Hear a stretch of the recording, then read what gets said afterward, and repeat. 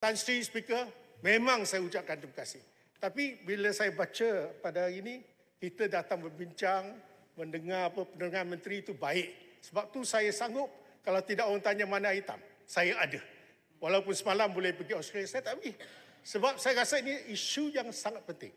Tapi kalau bandingkan dengan sidang khas dulu, yang kita juga pernah terlibat, biasanya ada resolusi. Tapi mungkin ada sebabnya, saya tak tahu. Mungkin daripada kerajaan.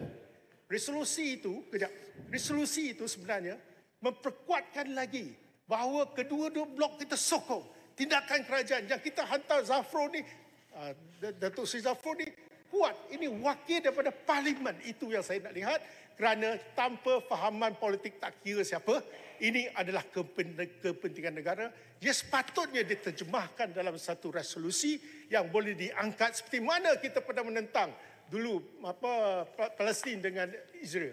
Macam mana kita buat satu resolusi yang memang menggemparkan dunia kerana kitalah antara parlimen yang berani buat satu resolusi. Saya faham resolusi ni kalau silap dia punya ayat mungkin ada bawa padah. Tapi dalam keadaan ini daripada kita datang dengar pendengaran kurang sedap. Kalau ada resolusi lebih baik. Saya cadangkan supaya kita buat sesuatu diterjemahkan dan tindakan yang lebih solid untuk Dewan Yang Mulia ini. Sekian, terima kasih Tan Sri.